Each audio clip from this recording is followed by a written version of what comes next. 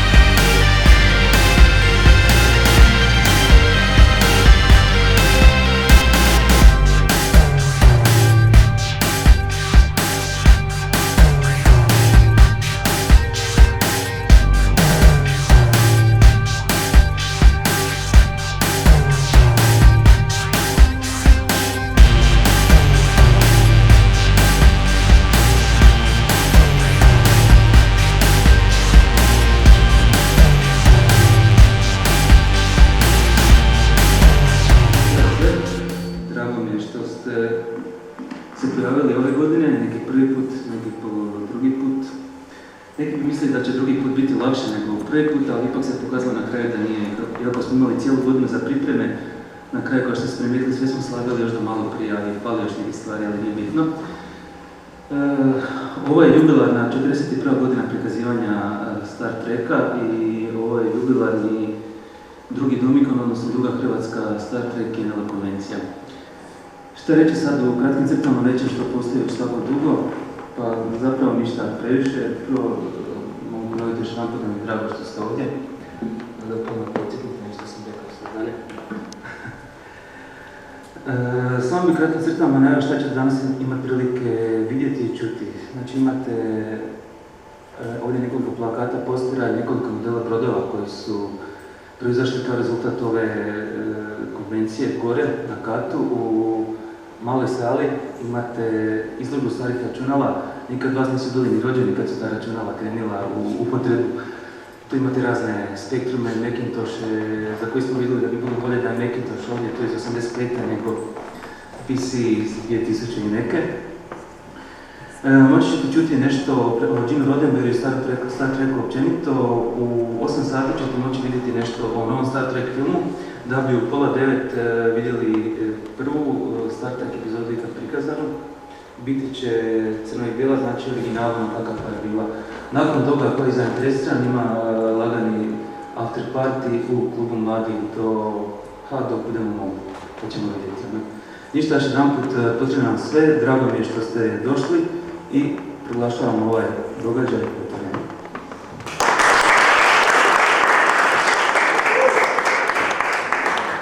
I prepuštam odmah riječ kolegi Željku, koji će vam nešto reći sad? Jedno sam nisu čuli.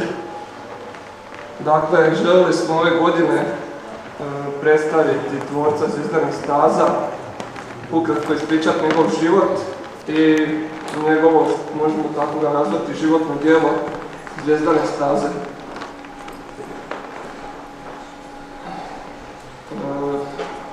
Ako želite, pozorno slušajte, jer neka od pitanja nalaze se u sutrašnjem kvizu, pa obratite pozornost.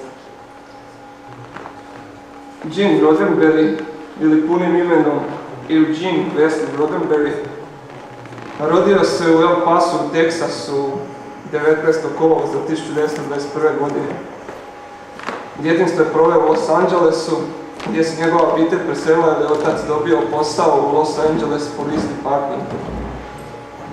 Po uzoru na svog oca, i Gene je prvo želio biti policajac, te je nakon srednje škole polazio policijske tečajeve na Los Angeleskom gradskom koledžu.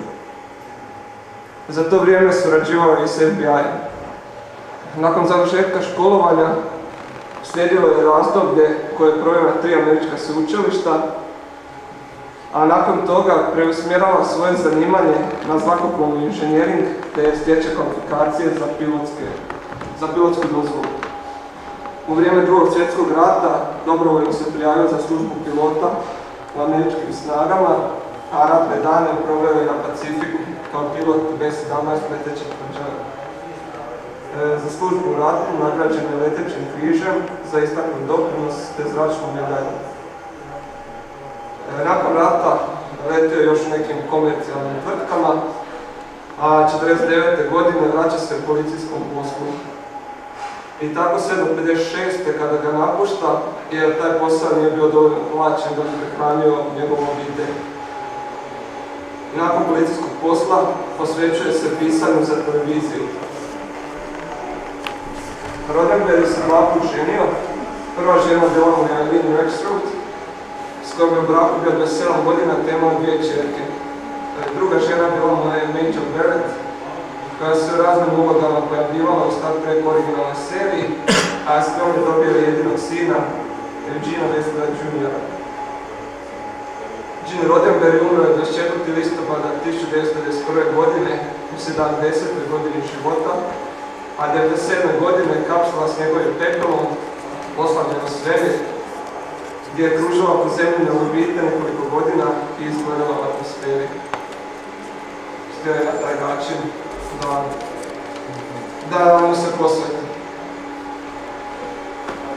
Što se tiče njegova stvaralaštva, već u 50-ima je pisao scenarije i tekstove za razne TV serije, uglavnom policijske i detektivske tematike. No, dojadilo mu je pisati samo za tuđe serije, te se odlučio na snimanje vlastite, te je osnovao tvrtku Norway Corporation, u sklopu koje je snimao seriju Lieutenant, odnosno zapovjednik. Dotična serija bavila se američkim marincima, a u njoj želio obraditi razne probleme od vremena. Rat i mir, rasizam, seksizam, sukobe klasa, ljudska prava i ostalo. Međutim, TV kuće nisu prihvatile njegovu ideju, te je shvatio da ako želi tu problematiku prikazati na televiziji, moraju, što bi se reklo, upakirati u celofa. I tako mu je zapravo i došla prvotna ideja o Zvjezdanim stazama. Rad na Zvjezdanim stazama započeo već 64. godine, a svjetlo ekrana serija je ugledala 66. kada je prikazana prva epizoda Where No Man Has Gone Before. Tu se znači mnogi bune, jer prva ikad snimljena epizoda je The Cage, koju ćemo mi večeras pogledati, no ona nije emitirana na televiziji sve do 68. čini se. Svaka serija ima svoje viđenje problema, ali svaki od ovih likova izražava svoje komentare i mišljenje jednostavno zato što im njihova priroda otežava mogućnost razumijevanja. Zašto mi ljudi, ili humanoidi, ili živa bića, radimo to što radimo. Zadatak tih likova je navesti gledatelje na razmišljanje sa stajališta lika što ima 2 efekta. Stvaranje zanimljivih likova čija iskustva pružaju svježe i zanimljive poglede na svijet, te preispitivanje vlastitog stajališta. Budući da pozitivni likovi nisu zabavni ako nema negativaca, i oni igraju važnu ulogu u pitanju afirmacije određene ideologije. Niti jedna ideologija, u širokom smislu riječi, ne može biti dovoljno učinkovita ili jaka ako ne postoje neprijatelji. Oni koji koče navodni napredak, boljitak, ispunjenje želja ili nešto drugo. Drugim riječima, ako ne postoje oni koji ne dijele tu ideologiju. Original Series, to su bili Klingonci, dok je u Next Generation ta uloga pripala Bogu i Romulancima. Kasnije s političkim intrigama u Deep Space Nine se uz Kardashiance pojavio i Domini. Moćna organizacija koja konstantno prekopala njih.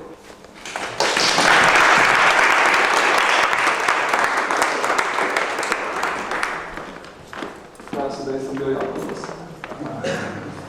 Ništa, položaj, nisam isto filma. Eto, pa zahvaljujem se za ovaj period. Znači, ima ja pitanje. Ajde. Što ti misliš kako bi se razvijalo da nije Roddenberry umro? Imaš možda neko mišljenje ili nisi uopće razmišljao kao? Pa, imam mišljenje. S obzirom na to kako je on završio u vrijeme prije svoje smrti, to da su mu svako malo oduzimali radnju da ima glavnu riječ u izradi serije, vjerojatno bi se tako nastavilo u istom tonu, jer je poznato da je on bio jako tvrdoglav osoba i nije htio odstupiti od svojih ideja. Jedino ono što bi možda malo utjecalo na neke promjene jest promjena mentaliteta. Dakle, u vrijeme kada je on ove ideje htio prikazati, nije bilo uobičajeno i nije bilo tako jednostavno, iskreno i otvoreno govoriti o tim stvarima, kao što sam ovdje naveo, znači rasizam, seksizam, spolna jednakost i ostale stvari. U 90-ima, možda u početku ne, ali već u drugoj polovici, možemo na televiziji vidjeti da se o tim stvarima govori vrlo otvoreno i da više nema se potrebe uopće upakirati takve stvari u celofan. Čak i humoristične serije već sami više ne govore o tim stvarima direktno, nego znači direktno predstavljaju stvari. S obzirom da je on znači bio takav, da tako kažem, stara škola, koji je na taj način htio prikazati probleme, možda bi mu to donijelo isto lošu gledanost koju je doživio i Enterprise. Evo, to je moje mišljenje. Znači, da ne bi neke velike razlike bilo. Što ti misliš? Imaš ti svoje mišljenje? Ja mislim da možda bi on više se fokusirao na to nejednakost. Recimo Deep Space Nine ima one Ferengije, pa imamo Dućan, pa ovo dok u osnovnim serijama nemamo tu materijalnost. Možda bi on insistirao na tome i možda bi ubacio neke još druge aktualne probleme. Pa, to je moguće. Ja mislim sad možda... Samo ovisi koliko bi mu dopustili, jer oduzeli su mu već nakon prve sezone Next Generationa da bude glavni producent, nego je bio samo izvršni savjetnik. Znači, a kao što sam i rekao, glavni producent ga baš i nije slušao. Znači, primao je njegove savjete, ali najčešće ih je odbacivao. Da. Moguće. Ima možda neko svojih razmišljanja. Nemojte se stiditi. Drugi neki razlog, svi smo mi treki, volimo znanstvenu fantastiku, volimo SF, volimo NLO-e, sve nešto vezano uz tu dobru zabavu i ono što ti hoće.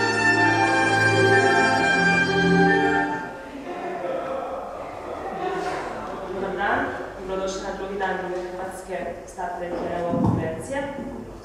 Današnji program od 2 sata do 21 sata je otprilike glasio ovako. Sada počinje predavanje jednog od najpoznatijih hrvatskih trekera, mladog gospodina Gorana Korova. U 16 sati je ručak, za ručak će biti Klingonski grah. U 17 sati će biti Star Trek quiz, Domikon uputnik. U 17:45 slijedi predavanje o vulkanskoj logici. Zatim u 18:30 projekcija tehnologija zvjezdanih staza u današnjosti, a u 21 sat u gradskoj bini u Donjem Dvorcu održat će se koncert NLO Festival, na kojem će nastupiti sljedeći bendovi. To su Konjokradice, Why, River, White Light i Babuši. Ulaz je besplatan. Dakle, može mladi gospodin Goran doći sa svojim predavanjem.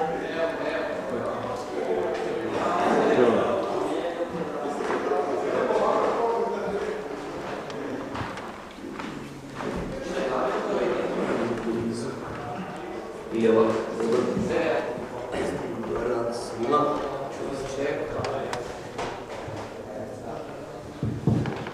Dobar dan svima. Evo, da zajedno pogledamo ove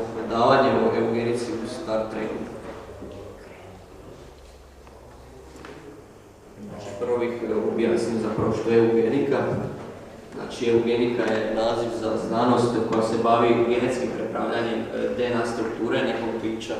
I to genetsko sekvenciranje lanca DNA, to je deoksiribonukleinske kiseline, najčešće se vrši u svrhu ispravljanja mana i nedostataka u genetskom kodu i poboljšanja onih funkcija koje su po ljudskim mjerilima prosječne. Sada ćemo obratiti pažnju na sve vrste koje su zapravo prakticirale eugeniku. Znači, najviše znamo o ljudima, oni su pokrenuli program zapravo stvaranja genetički poboljšanih ljudi sredinom 20. stoljeća i tada je uobičajeni naziv za takve bio super ljudi, dok se od 22. stoljeća ustalio naziv augmenti. Ovi super ljudi su znači bili 5 puta jači od prosječnih ljudi, njihov kapacitet pluća je bio znači 50% bolji, srčani mišići dvostruko jači, a ujedno su posjedovali nevjerojatnu pokretljivost i dvostruko bolje pamćenje. I zbog takvih sposobnosti su postali agresivni i arogantni, što je potvrdio jedan od znanstvenika koji su ih uzgojili, izjavivši da superiornija sposobnost stvara superiorniju ambiciju. I ta superiornija ambicija potaknula je augmente da do 1993. godine postupno preuzmu vlast nad 40 država u svijetu, to je pretežito u Aziji i Africi. I time su augmenti stekli vlast nad 1/4 planeta Zemlje. Pri tome su se augmenti ponašali kao pravi despoti nad prosječnim ljudima, pa su ih tretirali gotovo kao roblje. Ne zna se jasno tko je prvi isprovocirao napad, ali iste su godine započeli takozvani eugenički ili veliki ratovi. Ovi ratovi se nisu vodili samo između augmenata i ljudi, nego su paralelno s time trali i sukobi među samim augmentima. Do 1996. godine srušena je vlast svih augmenata osim Kana Munina Singha, koje vidimo na slici, augmenta podrijetlom iz sjeverne Indije, koji je najduže ostao na vlasti, a bio je vođa još od 1992. a vladao je Srednjim istokom. I do 1996. godine srušena je vlast svih augmenata osim Kana, i posljednje godine srušen s vlasti, Kan se zajedno sa svojih 80-ak sljedbenika ukrcao na hibernacijski brod SS Botany Bay i lansirao ga u nepoznato. Iako je zemaljskim vlastima ostalo nepoznato što se zbilo sa Kanom i njegovim sljedbenicima, trebalo je ponovno izgraditi infrastrukturu i pobrinuti se za preostale augmentske embrije. Možete otići za prijepiti se kao imate nešto za popiti i tako. Iza na terasi. Pauza će trajati nekakvih 15 minuta, 20.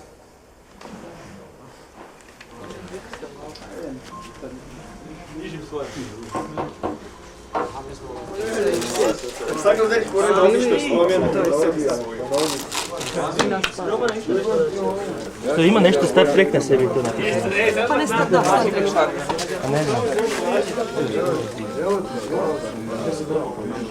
Treba sam ja donesti onu klingonsku cigaru.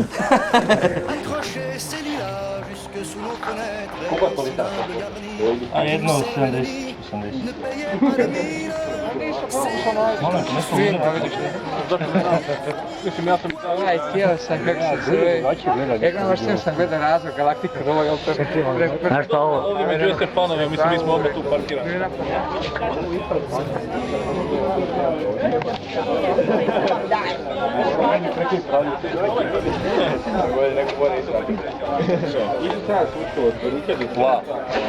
Ti reklami, pa da ja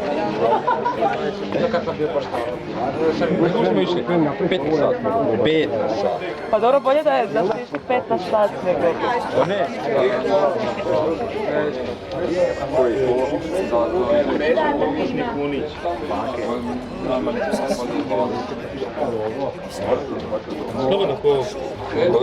Ništa, to je besplatno. Za zemljane besplatno. Ko želi samo već se izmjena.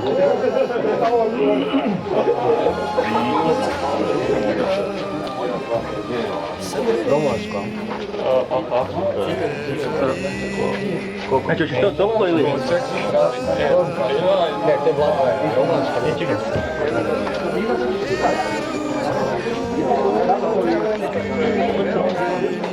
U sredini 22. stoljeća, što je bilo jedno od najburnijih razdoblja za planet Zemlju. Znači, nastavljamo na ksenofobičnoj organizaciji Terra Prime, koja je prihvatila zapravo ideje pukovnika Greena o čistoći čovječanstva i čiji je vođa Frederick Paxton kao ideje sljedbenice postavio čistoću ljudske rase u smislu potpune izolacije od tuđinskih vrsta kako bi ljudska rasa ostala čiste krvi. Terra Prime je pridobila mnoge sljedbenike na svoju stranu nakon lansiranja Enterprise NX-01 2151. A pogotovo nakon ksindijskog napada na Zemlju, što je, kako su smatrali pripadnici Terra Prime, bila krivica posade Enterprise-a, jer su zapravo svima govorili gdje je Zemlja i gdje je mogu pronaći. Naravno, nisu to shvatili kao prijetnju jer bi tako mnogo rasa došlo i zagadilo takozvanu njihovu čistoću ljudskog roda. Organizacija vrhunac popularnosti stječe 2155. godine tijekom pregovora o osnutku koalicije planeta, što su glavni pokretači bila znači Zemlja, dok su osnivači u Zemlju zajedno još bili Vulkanci, Andorijanci, Koridanci, Telariti i tako dalje. Pošto je Paxton ovaj čin vidio kao potpunu prijetnju, znao je da je krajnje vrijeme da se nešto poduzme i bio je spreman uništiti stožer zemaljske zvjezdane flote u San Francisku ako u roku od 24 sata svi tuđinci ne napuste sunčev sustav. Nakon što je posada Enterprise otkrila da Paxton namjerava uništiti stožer uz pomoć Verteronske mreže na Marsu, koja zapravo je služila za uništavanje kometa koji se nalaze preblizu putanje Zemlje, poduzeta je akcija i nakon što su otkrili gdje je zapravo Paxton pogiba u okršaju sa kapetanom Archerom i nakon Paxtonove smrti utjecaj Terra Prime nestaje, a Zemlja i saveznici nakon osnutka koalicije planeta, koja je zapravo preteča osnutka federacije i romulanskih ratova, 2161. konačno osnivaju Ujedinjenu federaciju planeta. Ima li pitanja? Znači, podučeni iskustvom kako ne bi bili prihvaćeni među običnim ljudima, grupe zemaljskih kolonista odlučile su osnovati izolirane kolonije neovisne od federacije u jednoj od njene jurisdikcije, gdje bi slobodno mogli prakticirati genetski inženjering. Takvi planeti su, kao što vidimo i na slici, trebali biti zapravo prilično negostoljubivi, a na njima su se tako gradile biosfere u kojima bi zapravo ti stanovnici živjeli.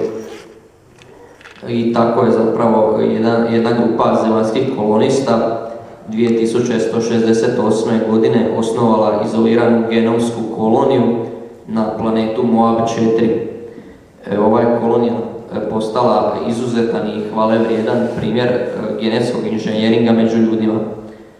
Svakom je stanovniku kolonije planski resekvencirana DNA, te bi on nakon rođenja preuzimao unaprijed određenu ulogu u društvu. I cijelo je društvo tako uspješno funkcioniralo i nije bilo devijacija koje bi poremetile unaprijed određene živote, što je zapravo dokazivalo da kada se genetički poboljšani ljudi ne nalaze u društvu sa prosječnim ljudima, to zapravo pokazuje da zapravo plan funkcionira kao takav. Epizodu Svemirsko sjeme, gdje nakon koje radnja kada kapetan Kirk i posada pronalaze plutajući brod SS Botany Bay, Kana koji na kraju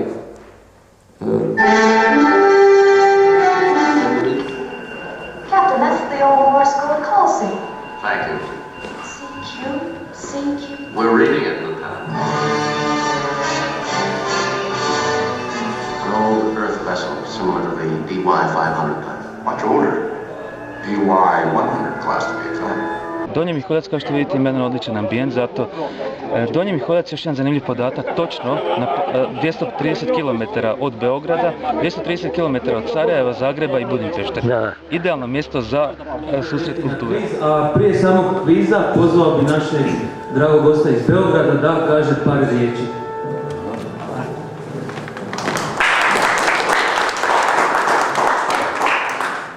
Ovo je bilo potpuno nenamješteno. Drago mi je što sam ovdje. Ja sam Filipović, Svetislav Filip, predsjednik udruženja fanova naučne fantastike iz Beograda, CIF udruženje. Kao što vidite, jedan sam od veterana, ali vas neću davati kao broj jedan za Alana Forda, što danas, bit ću kratak. Drago mi je što prvo ovo mesto je vrlo lepo i preko očekivanja. Ja sam preko sajta video dvorac i sve ostalo, ali mi se strahovito sviđa jedna opuštena atmosfera. Nema problema što nas nema suviše, takvi su kao i uvek početci naučne fantastike, samo nam kažem, na primjer, prvo udruženje naučne fantastike koje je ostalo u Americi, bilo je samo 7 članova i što je jedna pikanterija, predsjednik tog udruženja je bio Crnac. Tako da ne moramo da se mučimo za druge stvari. Znači ovako, vrlo je lepo, ja sam bio i na Istrakonu u Pazinu i na Eurokonu u Bugarskoj i u Konfuziji u Sloveniji. Svaka konvencija ima svoje specifičnosti, mogu vam reći da vi imate ovdje najbolji prostor i vidim da je dosta mlada i jaka ekipa entuzijasta. Imate nekoliko odličnih, ajde mi to kažemo, fora, znači počeš od Primorskog, je tako, graha, pa do onog plavog pića što mi se jako svidalo. To ćemo da presečemo s pivom da dovršimo posao. Sve u svemu, šta sam htio da kažem? Da vam ne izgleda čudno, jedna od ideja našeg udruženja je fanovi naučne fantastike svih zemalja, pogotovo i sa prostora ex-Jugoslavije, ujedinite se. Mi smo tu da nemamo veze s političarima i sa ostalima, mi jednostavno volimo naučnu fantastiku i bilo bi glupo da se ne družimo. Pozdravit ću vas još jednom sa nadom, sledeće godine naše udruženje organizuje u Beogradu konvenciju naučne fantastike koja se zove SF Terakon. Trajaće jedan dan, bit ćete obavešteni na vreme. Vreće za spavanje ponesite, jedite kod kuće i tako to, znate kakav je budžet. A sad ćemo malo razmeniti poklone, da se pohvalim. Znači, naše udruženje je izdalo, mi imamo fanzin koji se zove Tera, možete ga downloadovati s našeg sajta www.sciencefiction.org, slobodno. Ovo je jedini fanzin, koliko je meni poznato, koji je posvećen Star Treku, znači 40-godišnjici Star Treka, u pisanom obliku. Tako da sve trekije koji sam ja inače jedan od njih, pozivam da downloaduju ovaj broj. Izdali smo i specijalni CD sa preko 2000 slika, tekstova, trailera i muzike, posvećen vašom konvenciji i to ćemo predati kolegi predsjedniku profesoru. Isto da kaže nekoliko riječi, mi dajemo unikatnu majicu koja ima vodeni žig koji kad se obasja infracrvenom svjetlošću daje trodimenzionalnu sliku prvog Enterprise-a. Sjajno.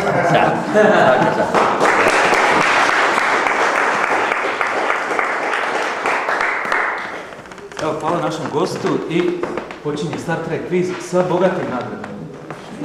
Da vidite da nije teško.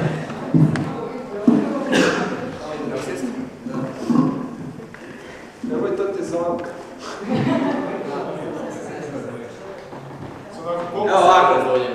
Evo ovako da kažem pravo. Znači, ima se 5 pitanja, ima se 6 grupa pitanja. Kad se otvori jedna grupa pitanja, ide 5 pitanja. Nakon tih 5 pitanja ide jackpot pitanje koje ima veze i sa Domikonom i sa općenito Star Trekom.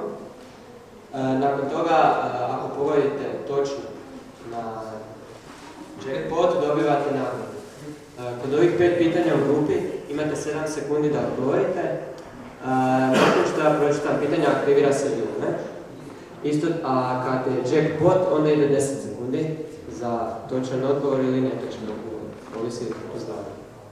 Slavni kapetani, Star Trek vrste, Star Trek povijest, gornji red Star Trek brodovi, Star Trek epizode i Star Trek planeti. Slavni kapetani. Ovako, koga je Jean-Luc Picard pobjedio u bici kod Maksije?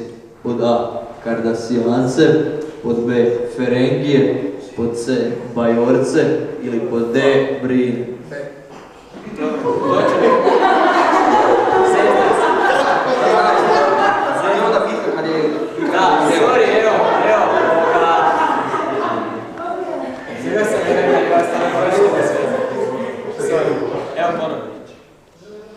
Kako se zove rodno mjesto kapetana Picarda? Pod A. Marseille, pod B. Poitiers, pod C. Calais ili pod D. La Barre? C. C. Netočno odgovor. Koji je točan je? Zato što je odgovorio na prvi točan možeš, ali bez da sam se krenulo prije. Možeš. Ne, ideš ti da. Znam, ali ko je to?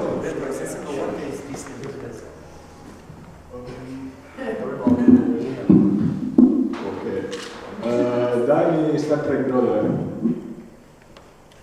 Koje je klase prvi federacijski transfer brod? Pod A. Galaxy, pod B. Constitution, pod C. Excelsior ili pod D. Sovereign? C. To je točan odgovor.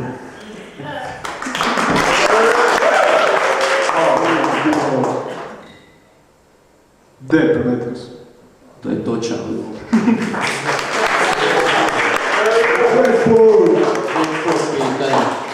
Koje godine je održan prvi Domikron? Prošlo. 2007.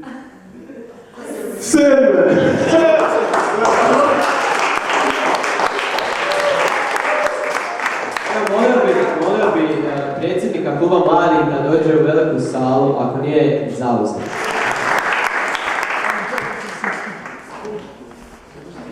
Ovako, izvolio da vrti grupu. Ali ne vidim ništa piše, sam malo. Pod ovako, Star Trek brodovi, Star Trek epizode, Star Trek... Aj povijest,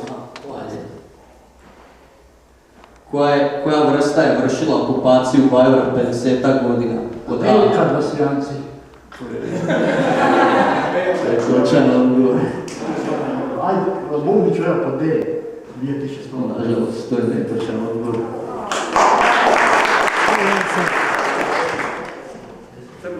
Ako nema novih sudionika, ovo nije iz prvog kruga. Evo, veća da neće biti nikakvih gluposti. Prodaj.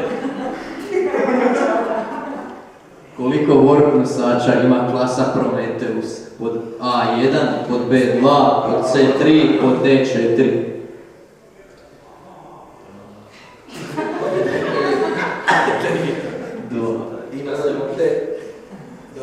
Dobro, priznajem se kako je bilo zadnji sekund. Šta onda? Opet.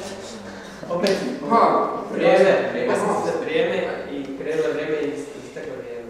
Da.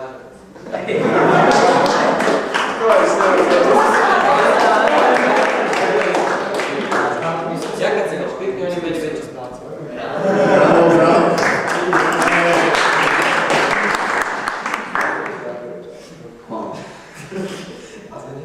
Evo, biraj. Slavni kapetan. S kojom je od ovih vrsta James Kirk uspostavio prvi kontakt? Znači samo jednim. Pod A. Tulijancima, pod B. sa betazoiđanima, pod C. sa trilima ili pod D. sa klingoncima? Vrijeme.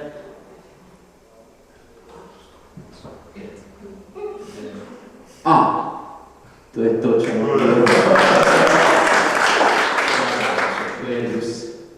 Vrijeme. D.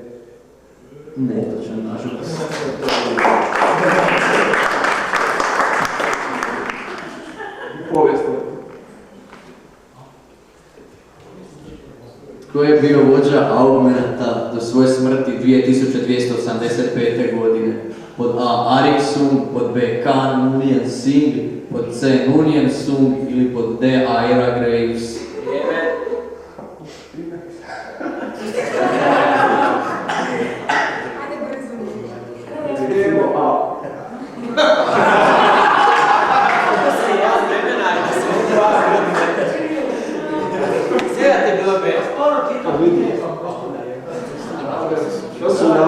Svi da sam tu stavio više da bržemo ovo.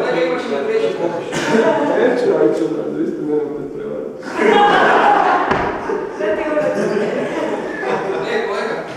Zašto je zanimljivo?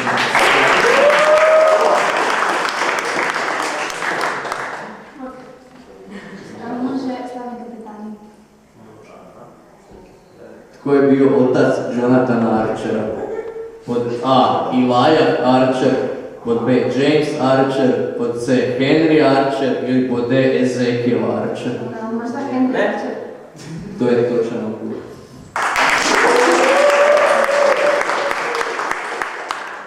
Koji je federacijski kapetan jedini bio na rubu naše galaksije mliječne staze?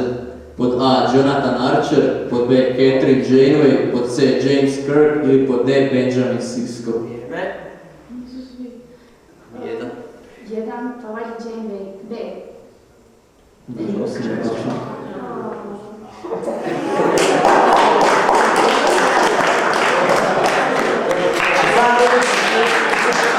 A sad kako ćemo dijeliti nagradu, što ćemo vidjeti?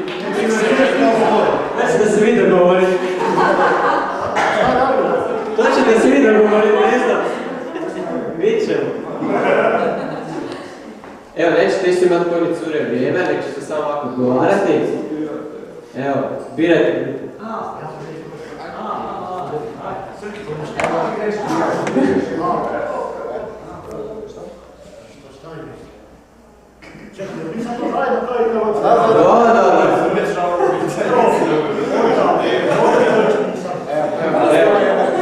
Epizode po drugi put. Koji je glumac utjelovio lik Skotija?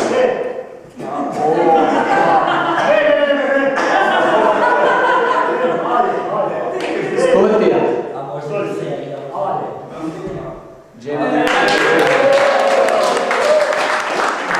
Kada je počelo prikazivanje Star Treka? 8.9. 76. 26. 69. 8.9. 66. ili 8.9. 69. C. Točan odgovor. Otac Star Treka je...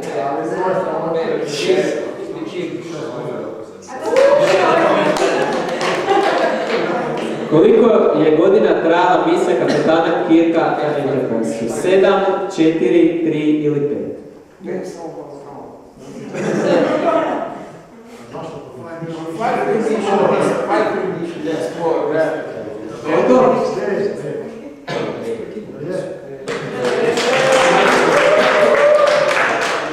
Koliko traje ovogodišnji Domikus? Koliko?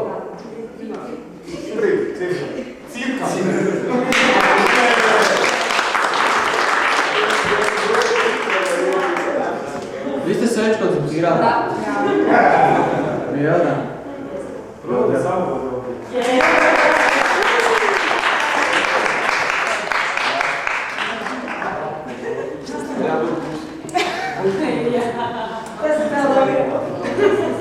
Evo i s ovim bi završili onda ovogodišnji Domikon upitnik. Sljedeće godine nadam se da će ruka biti mirnija pa da neće imati problema sa prvim pitanjem. Moramo biti iskreni reći da su nas ponukali Treki u Novom Sadu kada smo vidjeli da su oni napravili konvenciju i kada je to završilo u Star Trek filmu i to nam je bio jedan poticaj da napravimo i to. A i dosta vremena je trebalo da se sva ekipa skupi na jednom mjestu zbog studija, zbog posla, pa na kraju zbog financija i na kraju se prošle godine to sve uspjelo nekako složiti, skupili smo sponzore, skupili smo ekipu i napravili smo prvu hrvatsku Star Trek konvenciju i NLO konvenciju što je zanimljivo jer je specifično jer niko ne država baš konvencije samo tog tipa, da se dotiču samo te dvije teme. Dobar dan i dobrodošli na treći dan Hrvatske Star Trek i NLO konvencije. Evo ukratko da vam predstavim program, inače danas je NLO dan. U 14 sati imamo predavanje o ekstraterestričkoj manipulaciji sa steroidima kometima. U 16 sati treba biti ručak. 17 sati predavanje o razgovorima o svemirskim brodovima. U 18 kanaliziranje komunikacija sa vanzemaljskim inteligencijama. U 19:30 projekcija Little Green Man i u 21 sat zatvaranje. Inače, između predavanja bit će pauze u kojima možete pogledati izložbu starih računala gore ili se osvježiti vani na terasi dvorca. Lijep gospodin Zvonakić, može. Dame i gospodo, sve se lijepo pozdravljam i zahvaljujem što ste se odazvali. Evo, prošla je godina dana, ponovno smo zajedno, meni je posebno drago što sam među svojim šopcima i ja se nadam da ćemo ugodno provesti ovaj vrijeme sat, možda dva. A posebno bih se zahvalio organizatorima i ovako mlada organizacijska ekipa mene posebno raduje jer se i ja nekako osjećam mlađi.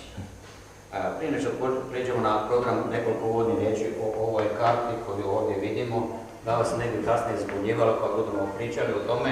Ovo što ovdje vidite, ove crne mrlje što bismo rekli, dakle, tu se radi o jato asteroida koje je krajem perioda krede udarilo u sjevernu hemisferu Zemlje, što zapravo nije predmet ove naše teme, odnosno barem toga podnaslova, pa na to ne trebamo obraćati pažnju. Ali ono što budemo danas govorili, što sam inače napisao u ovom radu, ekstraterestrička manipulacija s asteroidima i kometima, dakle, dva naslova ćemo uzeti iz toga rada i to se odnosi uglavnom na misterij Tektita Moldavita, to je ovo što ja nosim. Da bi se shvatili što su tektiti, to je meteorsko staklo, odnosno istaljene stijene, zemaljske stijene i udarnog tijela prema teoriji impakta. Međutim, što se tiče samih Moldavita, nešto je priča drugačija i zbog tog sam zapravo kao temu izabrao da vam danas predstavim. To se odnosi na ovo područje Bavarske, pod ovom oznakom 2B, dakle Bavarska, Južna Njemačka i Češka. Dakle, to je taj problem područja gdje se radi o udaru asteroida prije 14,8 milijuna godina. I onda imamo drugu temu sa napravljene pauze kratke, to se odnosi na ovu zapadnu Afriku, na području Mauritanije i na pleme Dogon koje živi tamo u državi Mali. Ovo dvostruko ime, naziv, dolazi iz toga što, kako smo vidjeli, nastanak Moldavina je vezan za krater Ris u Bavarskoj, a Bavarci, Njemci, nazivaju rijeku Vltavu Moldavu. Pa ovdje internacionalni naziv Moldavu, a inače stalno govore Česi, njihov domaći naziv je Vltavi, gdje se nalazi nalazište u rijeku Vltavu, a istočno nalazište se nalazi zapadno od Brna. Pa su neki mislili da je ta dva nalazišta neko okrenuto drugom, da se radi o nekom impaktu između ta dva nalazišta, međutim to je sve osporeno i vidjeli smo kako je možda i vezan kemijski dokazano da problem je to što je to čisto separirano staklo koje se ne može objasniti normalnim načinom impakta kad nastane strahovita eksplozija, jer tada se u vremenu od 7 do 10 sekundi čitava brda praktički nestanu, stvori se veliko udubljenje, meteorski krater, čak i na nekoliko stotina kilometara imamo i takvih teretnih struktura, a ovdje se radi o krateru 25 km promjera, krater u Bavarskoj. Pitanje je zapravo kako su ti tektiti otišli lijevo od smjera udara 70 stupnjeva lijevo, kao čisto separirano staklo, a sav drugi izbačaj je otišao smjerom udara, jer udar je bio sa sjeverozapada i ravno prema Dunavu je sve izbačeno, sve stijene nakon strahovite eksplozije, a vidjeli ste na projekciji u momentu kad asteroid dotiče Zemlju i počne probijati u gornje sedimentne slojeve, to su vapnenice, gline, pjesak i tako dalje, pješčenjaci. Dakle, u tom času već Moldaviti se kao gotova taljevina odvaja od asteroida i leti u Češku 400 km dalje. To znači, dakle, da se ne može objasniti da je nastalo to u eksploziji. Jeste vidjeli da kad Mondavike već visoko su u atmosferi, odlaze u Češku, tada tek udarno tijelo koje je bilo 1300 metara, znači 1,3 km, prodire kroz sedimente koji su debeli oko 700 metara, to su ove taložne stijene, a dolje one crvenkaste stijene koje ste vidjeli su granitne stijene, to je fundament prakopna temelja Europe. Dakle, to su stijene koje su inače bogate sa kremenom, dok u sedimentnim stijenama kremena ima znatno manje. I sad vidite da ima tim više starosti, mora se uzeti u obzir neka manipulacija. Od slučaja ovog asteroida iz Bavarske, 14,8 godina, ja sam uzeo varijantu da se radi o civilizaciji sa Siriusa, zbog toga što o Siriusu imamo jako puno podataka. Prvo, pleme Dogovor u Africi pozna tajne zvezde Sirius, pozna nastanak svemira, pozna mnoge stvari sunčevog sustava, a to je pleme koje živi na kamenoj, što kaže, na razini kamene sjekire u jednom klancu Bandijaka. To je druga tema, što predam, pa nećemo dalje ulaziti u tome, ali budući da je isto tako moramo imati uzeti u obzir da je zvezda Sirius 8,7 svjetlosnih godina udaljena od našeg sustava. Znači, relativno bliski zvezdan sustav sa 3 zvijezde, Siriusa A, B i C. Za A i B znamo, a za C dovoljno kaže da postoje, ali još naše suvremene astronomika ne postoje. Ovdje polumjesečarsku strukturu, što su inače po drugim autorima, to mjesta impakta koji su doprinijeli primjerice od ubrzavanja Indije da udari u azijsko kopno i da tako malena kopnena masa dobije puno veću brzinu nego što se inače kopna razmičila, to je razmicanje do najbrže od 4 do 21 cm godišnje kopnene mase se razmiču, tako da geolozi. A ovdje imamo da bi tako malena kopnena masa podigla najveće planine na svijetu, ona znači da je morala dobiti nekako ubrzanje. A ubrzanje je mogla dobiti samo ako se dogodio impact i strahovite vibracije u zemljinoj kori, koji su onda te raskomadane dijela prastare kopna dali ubrzanje i Indija je od ovoga južnog dijela Afrike dobila ubrzanje, to sam posebno prikazao u ove 3,4 i zatim se ovdje podigla Himalaja. Dakle, to je jedino moguće objašnjenje. Dakle, to je jedan pokazatelj što sam ja uvažio kao jednu mogućnost jednog plaznog stroja u to drevno vrijeme. Tako da, ovaj događaj, nastanak kratera Risa i Moldavika u Češkoj, je posljedica katastrofe jednog plaznog stroja, odnosno broda asteroida prehranjenoga, dakle, i koji je doživio očito jedan kvar, kao što se inače spominje i u slučaju sibirske eksplozije 1908. godine, da je tako jedan svemirski brod u to drevno vrijeme koji se bavio se istraživanjem zemlje i koristio zemljenu plazmu za let, morao doživjeti havariju ovdje, gdje se kod eksplozije jedan dio asteroida odvojio, a budući da se on nalazi jedan i drugi krater od ta dva tijela, jedno je bilo tijelo 300 metara, jedno je bilo tijelo oko 300 metara. Dakle, ono manje tijelo je stvorilo manji krater, a budući da se oba dva kratera nalaze u tom planetarnom rasjedu, znači da su morali biti, ovo manje tijelo posebno moralo biti usmjereno u taj planetarni rasjed da se nađu tako u bliskom rastavanju svega 35 km u istoj pukotini. To nije moguće da se prirodno dogodi, a preslabi je udar da bi on zapravo frakturirao zemljinu koru koja je tako debela oko 70 km. To su stvarno premaleni udari, premda je to 25 km rupa, 2,5 km duboka, to je ipak beznačajno, to vam je otprilike kao kad se muha zaleti u slonu. Evo tako, što je bilo nisko, sad još dan dodam još jednu ovako malu pričicu. Ja se neće bavim sa Bačkim Prokotom i mnogi pitaju turisti ako su u Sumer dolazili prema knjizi 12. planet iz kraj Sečena, ako su tamo dolazili sa Trokota Snijecima, odvozili zlato, kao ovako, da stavite s kojim je brinuti model što imate na stolu, koji sam napravio.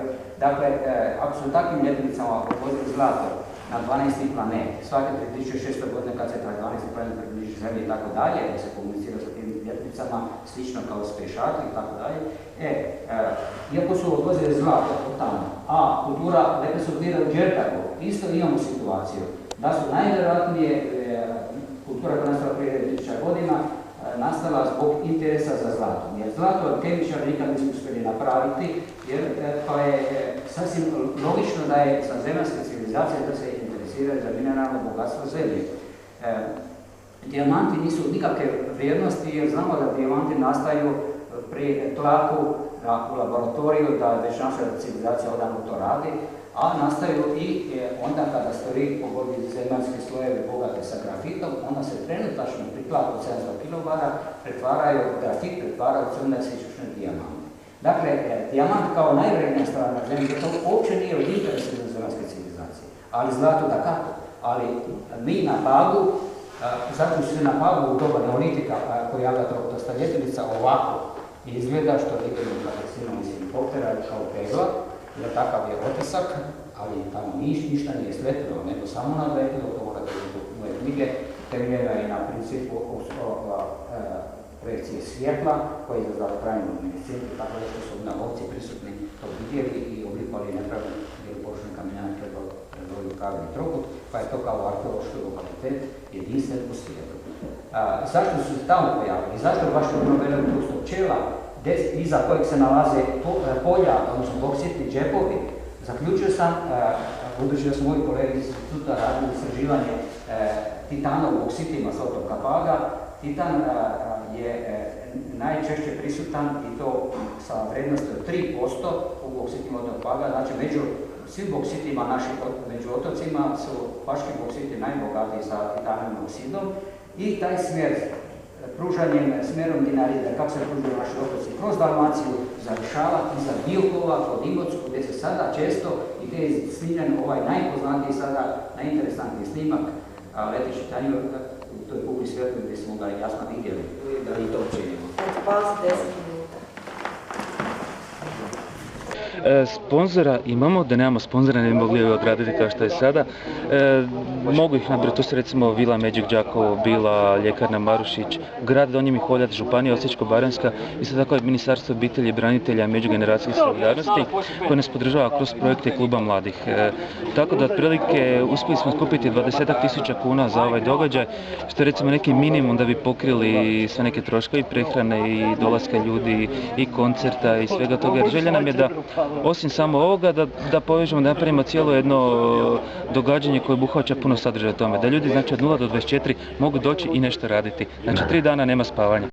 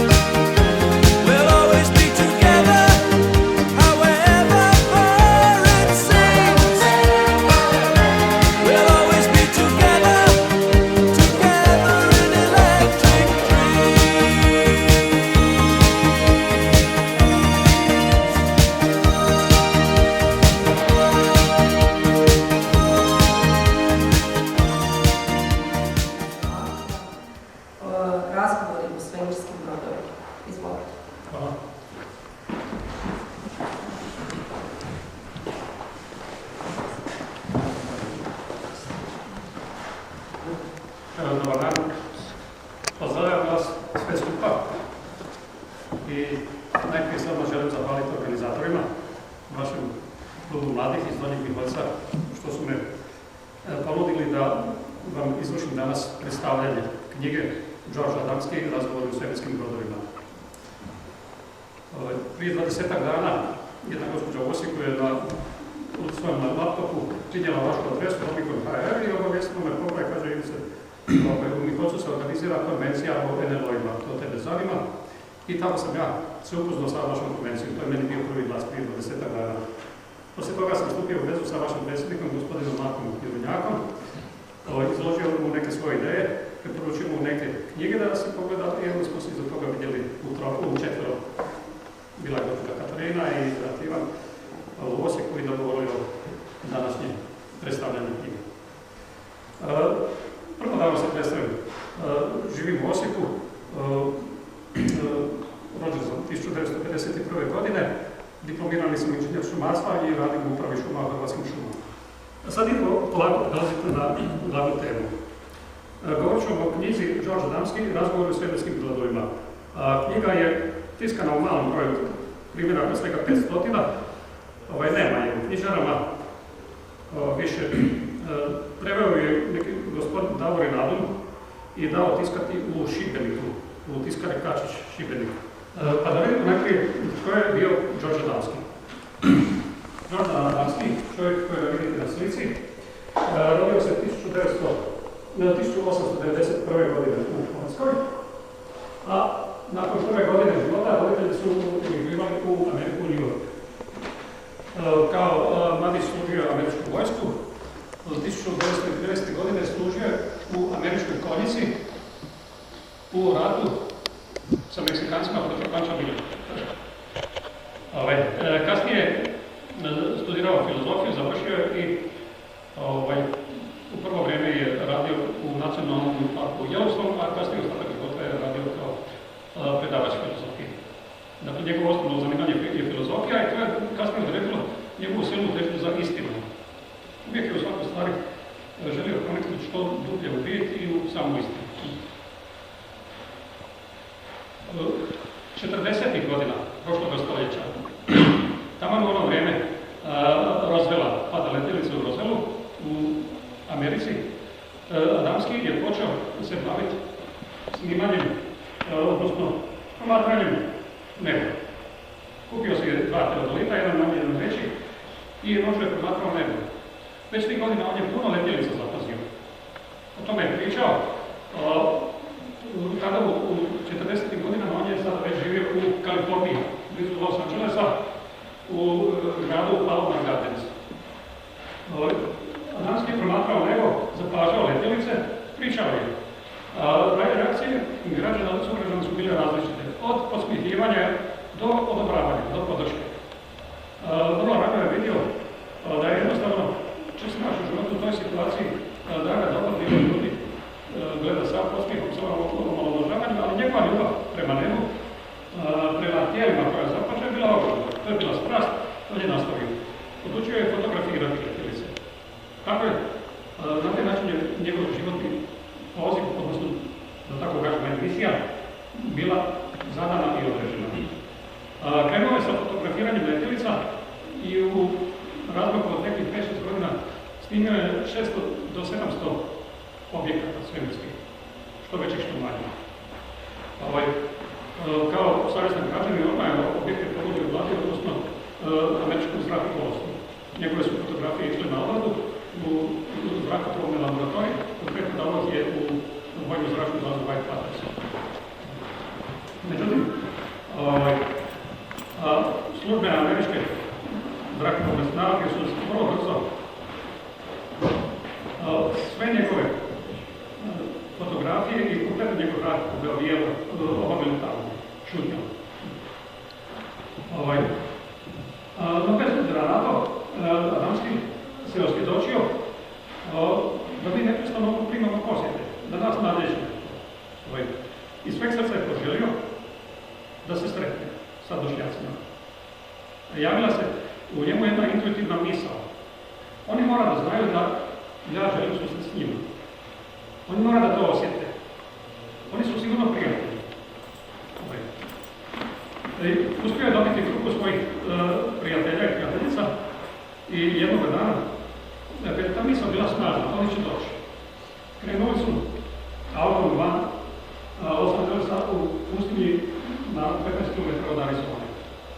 Jednostavno, Adamski se naučio od ranih dana da slijedi svoju intuiciju, unutrašnji glas.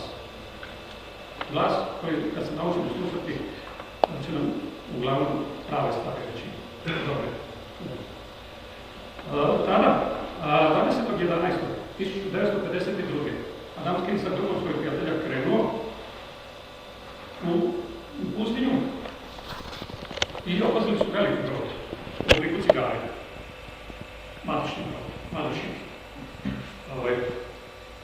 Taj brod moramo blizu njih, međutim moramo se brzo skloniti jer su naišli američki dva ratna zrakoplova. Zrakoplovi su otišli i brod se ponovo vratio. Iza toga uslijedila je vožnja. Adamski i njegovi prijatelji vozili su se s autom što dalje da se maknu od naselja, da ih ne bi ometali građani, do onih je pratio. Iza toga Adamski zamolio prijatelje, vi sad ostanete, ja idem u pustinju. I tako je bilo. On je krenuo u pustinju i na određenom nastojanju opazio čovjeka. Ovo je slika, sad ne me zanima, ovo je slika iz njegove kuće, gdje Adamski na zidu kuće ima sliku svoga prijatelja. U knjizi se ovaj mladi zove Orton. To je ime koje mu je nadjernuo Adamski. Radi se o čovjeku sa Vedere. Došlo je do prvoga susreta, između prvoga susreta koji je praktički opisan u vidu knjige. Od prvog susreta između našega čovjeka i čovjeka iz drugih svjetova. Adamski je normalno bio ushićen, ali osjetio da je to prijatelj. Došli su jedan blizu drugome i počeli komunikaciju. Ali nisu se razumijeli sa jezicima normalno, ali su komunicirali što gestikulacijom, što malo telepatski. Jednostavno bi Adamski misao, njemu postavio pitanja i ovaj bi odgovarao. Nekoliko stvari su već tada, prilikom toga susreta, utvrdili. Čovjek je bio star oko 20 i nešto godina, plave kose, u plavo smeđem svemirskom tijelu i širokog pojasa bez ikakvog ukrasa, bez nakita, bez sata. Vrlo jedan lijepi mladić, tako kaže Adamski. Komunikacija je krenula, Adamski je pitao, odakle ste vi, sa Vedere smo. Zašto dolazite? Dolazimo radi vas, radi ljudi. Zbog čega? Komunikacija je išla teško, normalno. A ja vam sada govorim onako kako je to Adamski opisao, uspijeno su se. I u dovoljno vjerstva razumira je Adamski mogao shvatiti ospisano toga. A mi dolazimo, rekao je vaš zemaljac, radi toga jer smo zabrinuti za sudbinu vaše planete. Zračenja koja vi emitirate su vrlo opasna. Ne samo po zemlju, nego i po sferu. Ta zračenja su rezultat vaših nuklearnih pokusa. Vi se igrate sa nečim što je vrlo opasno. Vi ste neozbiljna djeca Božja koja su dobila u ruke nešto što nisu svjesni koliko je opasno i mi moramo pasti na nas. To je jedan od razloga. Zašto se ne pojavljaju? Drugi je razlog što nam žele predati svoje znanje, svoje tehnologije. Ja ću vam sada, malo ćemo se udaljiti od toga događaja, ispričati isto sudbinu jedne planete unutar našeg sunčevog sustava koje više nema. Gospodin Zornavić vam je nakratko spomenuo planet Nibiru, koju je otkrio sad u ovom našem vremenu autor Zeharija Sitchin, to je opisao u knjizi 12. planet. Kanaliziranjem je iz više izvora potvrđeno da je prije 50 miliona godina u našem sunčevom sustavu postavljeni planet Malona ili Maldek. Malona ili Maldek. Nema ga više danas. Nema ga iz razloga jer je civilizacija na planetu Maloni i Maldeku upoznala snagu urana i neoprezno krenula u rat. Bili su civilizacija poput naša. Nije vladao mir na planeti. Ratovali su. Započeli su nuklearni rat. A brojnost nuklearnog arsenala i nuklearnog oružja po planeti je bila tolika velika da je samim činom započinjanja rata došlo do lančane nuklearne eksplozije. Cijela planeta se razletila u svemir. Planeta je bila u području između našeg Jupitera i Marsa. Danas u tom području imate područje asteroida koji su u stvari ostali te planete. U svakom slučaju, dakle, sad molim, fotografija, sad ćemo se vratiti, susretila Adamskoga i njegovog prijatelja, fotografija nema. Iz razloga što ga je Venusijanac zamolio, ja ću koristiti termin za ljude sa te civilizacije, Venusijanci, od engleskog i latinskog Venus navedeno. Fotografija nema, jer je sam Venusijanac zapravo zamolio Adamskoga, nemoj me slikati. Zašto sad ne slikati? Jer normalno Adamski silno želio slikati. Ne slikati zato što ovdje na planeti Zemlji ima još mojih prijatelja koji šeću među vama. Susrećete se sada sa puno detalja koji će vama vjerojatno biti novi i ja vas molim da ih primite mirno, ali slobodno poslije pitajte. Dakle, jedan dio od zemaljica još od davnih godina šeće među nama. Izgledaju slično nama, ali sa nekim malim razlikama. Venusijanac opet je zamolio nemoj ne slikati, zato jer na planeti Zemlji ima, nažalost, u vladajućim strukturima, političkim strukturama, ima oni koji nam nisu prijateljski naklonjeni. Moji prijatelji koji služe kao ljudi za vezu na planeti Zemlji bi mogli stradati ako napraviš fotografije i objaviš ih. Jer će se po nekim detaljima ipak te moji prijatelji onda moći raspoznati. U narednim susretima Adamskoga sa vanzemaljcima će se pojaviti upravo ti ljudi za vezu. Dakle, imamo molite sljedeći, tako je. Dok se razgovor odvijao, u neposrednoj blizini je bio venusijanski izviđački brod, Skalčin. Izviđački brod koji ima unutrašnji promjer negdje oko 5,5 metara, dakle vanjski je tu negdje oko 8 do 9 metara. Karakteristične su ove pogledove, o tom ću posebno nešto reći. Na kraju razgovora Venusijanac je otišao u svoj brod, ostavio se na tome i za prvi puta to je tako prošlo i taj susret završio. Nedugo iza toga, 18.2.1953. godine, Adamski osjećao silnu čežnju da se ponovo sretne sa svojim prijateljem i sa njegovim sunarodnjacima. I u svojim mislima je molio, daj, dođite, javite mi se ponovo. I normalno, omogućili su. Ovdje ćete se u ovom predavanju malo poznati sa telepatijom. Telepatija je jedno znanje koje su vanzemaljci davnih vremena ovladali i koje prakticiraju u velikoj mjeri. Od toga Adamski je slao misli, čežnje za novim susretom i do susreta je došlo. Do susreta je došlo ovaj puta na taj način što su jednostavno oni osjetili jako snažni poriv.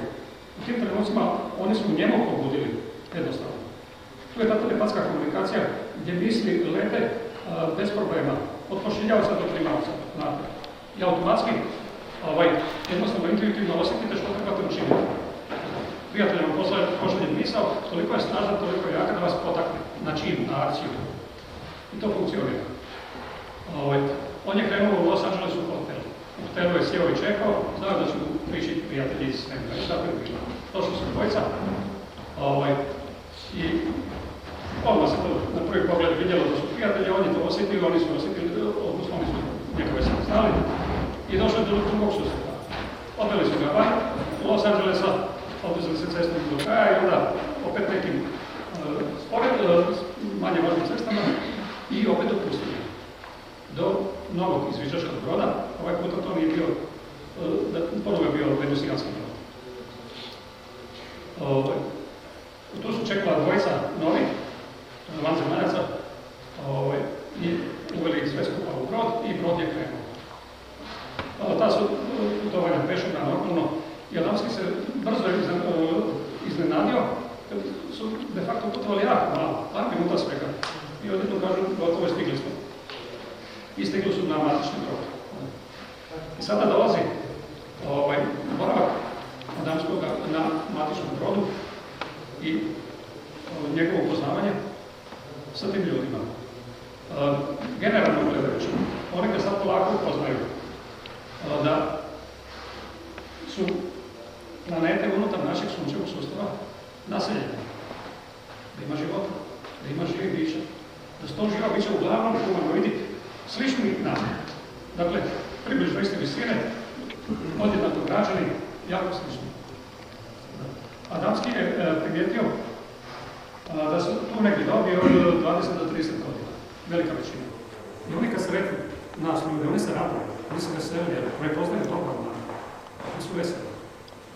Oni nemaju borbene brodove, nemaju battleships. To što gledate u redu stvari, ovi u seriji, civilizacija koja je kontaktirala sa Adamskim nema borbene brodove. Kaže ne, mi nećemo nikad stupiti u neko borbeno djelovanje. Niti nemamo oružje. Jer dana je neborljivo da nanesemo nekom drugom biću zlo ili da nešto. Tome nikad nećemo pribjeći.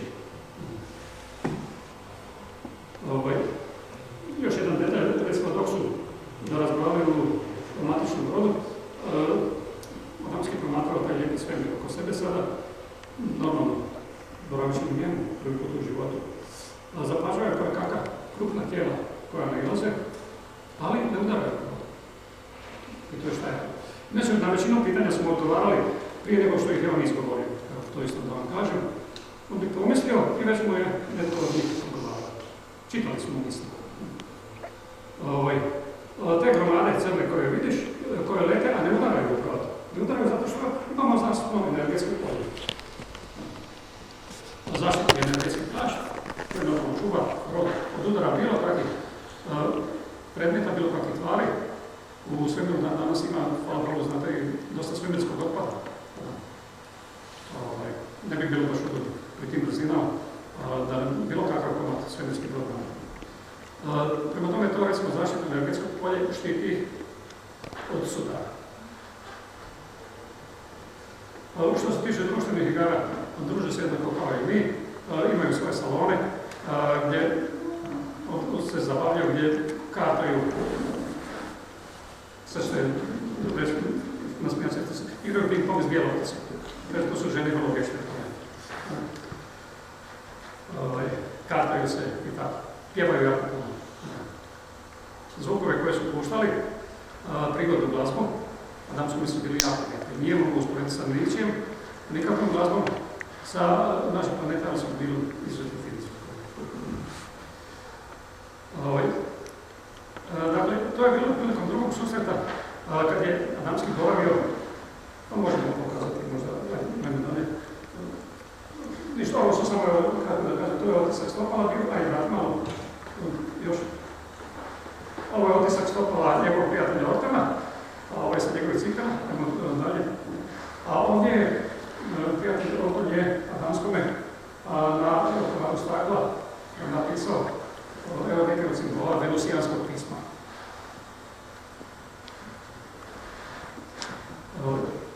Dakle, u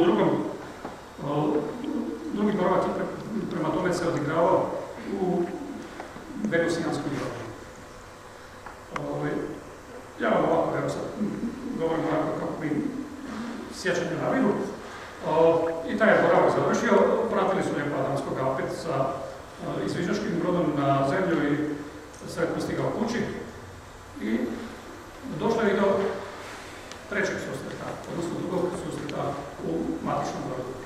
Taj sada susret bio vožnja se obavila izviđačkim brodom sa Saturna i boravak je bio u matičnom brodu sa Saturna. I u njima tamo, i u nama, i u bićima sa još udaljenih sustava. Dakle, dolazimo u jednu. Evo, ja bih U vezi samog predstavljanja imamo za sada toliko. Nisu mi drago da postavite pitanja i ako barem kažete kako vam se da im samo govorim. Ja se osobno s tim baš ne slažem.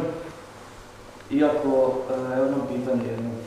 Ovako, on kad spominje znači da je znači da je naš sustav, znači da je nasilje, možemo reći. Da li se tu ide spominju neki identiteti i nešto? Da li je to sve znači u ovom našem, da kažem, dimenziji našoj, jednoj, ili to nešto ovako, to su, na primjer, možda ima tako neko objašnjenje, ja ovo ne mogu drugačije vjerati. Ja mislim da bi to više trebalo ići za analiziranje, ali jer se to spominje uopće u tom svemu. Hvala na pitanju, dobro je pitanje. Jer u biti znam da, mislim koliko sam jako to analiziranje malo proučavao i taj materijal i to sve.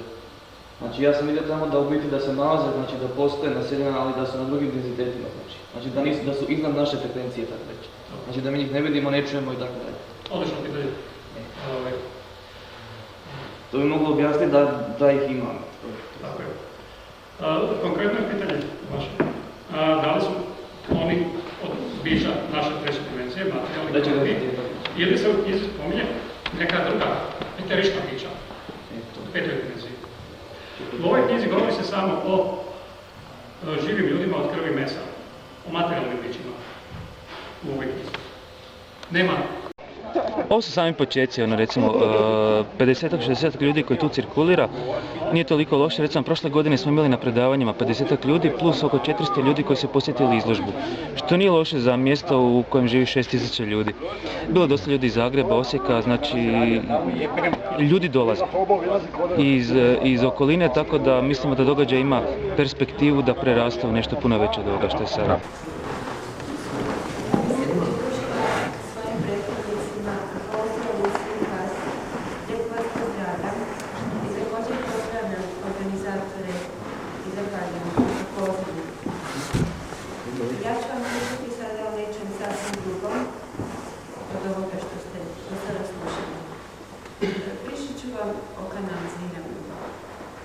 Kako je to počelo? Priča kreće ovako. Imali smo ćerku koja je poginula sa svojih nepunih 14 godina u Kranjskoj gori, u Alpama. Pred mojim očima suprug nije bio prisutan. Ja sam imala silnu želju komunicirati s njom, jer tako brzo otišla iz ovog materijalnog svijeta. I onda se dogodilo nešto čudnovato. Ona mi se javila još istoga dana kad je poginula. Ja sam sjedila u autu, išla smo za Zagreb, plakala sam i ona mi se javila i rekla je: mama, nemoj plakati, meni je super. I toga trenutka, od toga dana, ja sam krenula u taj svijet duhovno. Čitala literature, pohađala mnoge tečajeve i tako da sam uspjela komunicirati sa bićima svjetlosti. Bića svjetlosti su uzdašni majstori, ne znam koliko poznajete to područje, međutim to su anđelska bića koja nam pomažu. I vjerovali ili ne, i sad su ovi balkoni puni anđela. I svaki ima svog anđela koji stoji iza vas, koji vas čuva. Upravo vama anđeo poklanja jednu krasnu zlatnu zvijezdicu kao njegov poklon. Kanaliziranje se vrši na taj način, ne recimo da ja, vjerojatno znate što je meditacija, sjedite u miru, zaklopite oči, opuštate se, ali ne na taj način da ja prizivam anđele, biće svjetlosti ili bilo koga, nego oni se meni sami jave. Oni se jave onda kada je potrebno i oni jednostavno niti ne žele da budete znatiželjni, da postavljate neke suvišna pitanja. Oni vam pomažu na takav način kad je potrebno, pošalju vam informacije koje su potrebne u određenom trenutku. Kroz poruke koje primam, ja recimo Te poruke pišem u bilježnice, sad pišem 17. bilježnicu poruka. Prije nisam niti zapisivala, nego ljudi su mi potakli na to. Inače imam svoju grupu koju vodi meditaciju i tako. Kroz poruke smo dobili razne uputstva. Primjerice, gospodin Zvonarić je pričao o asteroidima. Vi znadete da astronomi prate nebo teleskopima neprestano, kako ne bi došli u opasnost od udara nekog asteroida i tako. Međutim, isto tako znadete da se događaju situacije kad je nebo čisto, na nebu nema ničega i onda ni otkuda stvori se asteroid. Za prepaštenje znanstvenika. Kako? Dobili smo u poruci objašnjenje. Vi znate da vaše misli, riječi i djela imaju određenu energiju. I kada pošaljete dobru misao u svemir, ona se pohranjuje u jedan arhiv kolektivne karme čovječanstva. I ako je, recimo, u blizini asteroid koji je eterički, koji je svjetlosno energetsko tijelo, nije materializiran i većina tih asteroida nosi veliku količinu negativne energije i dođe u blizinu Zemlje, on povuče tu negativnu energiju iz toga arhiva energije čovječanstva i materializira se. I tako se događa to da se odjednom nijotkuda pojavi asteroid. Tako isto mnoge stvari. Recimo, da li znadete zašto sunce koje nas grije, njegove zrake prolaze kroz svemir, međutim, u svemiru nije toplo. Ima na krilima aviona led, tako, koji leti u visinama, a prolaze sunčeve zrake i kroz svemir, a na zemlji je toplo. Vjerojatno ne znam to objašnjenje. Ja sam ga dobila. Svaka zraka sunca se sastoji od nekoliko snopova zraka koji su obavijeni elektromagnetskim obojem. Vi me ispravite ako griješim, ja se ne kužim u fiziku. I taj elektromagnetski ovoj štiti tu toplinu da je sačuva unutar zidova tog elektromagnetskog ovoja, jer u svemiru nije potrebno razvijati toplinu. I tako dolazi ta sunčeva energija, sunčeva toplina skroz do zemlje gdje je potrebna i gdje se širi. Ja bih željela da ste svi sretni, jer osjećam vaše vibracije i jednostavno otvorena sam tako povezana s vama, osjećam to jedinstvo i vjerujte mi, svi smo jedno i pokušajte i vi tako osjetiti svakoga na koga naiđete kao svoga brata, kao svoju sestru. Pokušajte uzvratiti ljubavlju na sve ono što nailazite. Ako vas neko želi ignorirati, napasti ili bilo što, to je samo znak da je on jadan, da vapi za ljubav, želi nekako centar pažnje, nema dovoljno ljubavi, nije u životu ta duša dobivala ljubav. Pa budite vi darežljivi, on je vaš brat, pa uzvratite vi njemu ljubavlju, bez obzira koliko on prema vama bio grub. I vidjet ćete kako će se svijet oko vas početi mijenjati. Biće sve sasvim drugačije. Vi ste generacija koja ima toliko blagoslova koje nije dobila niti jedna u povijesti čovječanstva. Zašto blagoslova? Koliko god je teško vrijeme, teško je odraživati i meni, svima nama zaista je sve zgusnuto i teško, problemi su se nakupili sve. Međutim, blagoslovljeno je zato što imate šansu, Bog im je dao blagoslov, da se u ovoj inkarnaciji možete riješiti kotača smrti i rađenja, što nije bilo nikada do sada. Znači, ako samo činite to što sam rekla drugome dobro, vi ćete se ovom životu riješiti, ali požurite, molim vas. A isto tako, dajte ljubavi svakom obliku života. Vi znate da su naše životinje, naše biljke, Naša mlađa braća i sestre po hijerarhijskoj duhovnoj ljestvici druge rasprave. Sad će biti pauza od 10 minuta, nakon toga slijedi projekcija Star Trekove epizode Little Green Man s kojom bi ujedinili Star Trek i MLO jer epizoda je Roswell. Naše udruženje se zove Fanovi naučne fantastike SCIF iz Beograda i jedan od mota udruženja je SF Fanovi svih zemalja ujediniti se, tako da i ovdje smo došli upravo zbog te ideje. Dobro, hvala ti i možda se vidimo u buduće. Nama je izuzetno drago što ste došli i dolazimo kod vas na konvenciju svakako i čekamo vas opet. Dobro, hvala.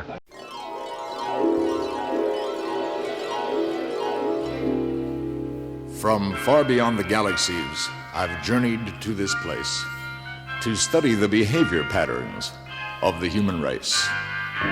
And I find them highly illogical. Girl meets boy. They fall in love. She says he's everything she's dreamed of. But when they get married, before he's aware, she changes his habits, the way he combs his hair. She changes him to someone he's never been, and then complains he's not like other men. Now really, I find this most illogical. Take the case of your automobiles. Greatest invention since man discovered wheels. Hydromatic overdrive, floor on the floor. Push-button windows, push-button doors. Double-barrel carburetors rush you any place, but you never can find a parking space. Highly illogical. Take the case of modern man. He works all his life, gives it all he can, saves all his money, works overtime, pinches every penny, banks every dime. All he can think about is money, but you know that he can't take it with him where he's going to go. Now I find that fascinatingly illogical. Now is the time to journey home, to tell of what I've learned. My people, I believe, have every right to be concerned. For in spite of computers and advanced psychology, behavior patterns are still a mystery. I predict the future of this earthly human race is that having made a mess of Earth, they'll move to outer space. Well, there goes the neighborhood. Totally, completely, absolutely, irrevocably, highly illogical.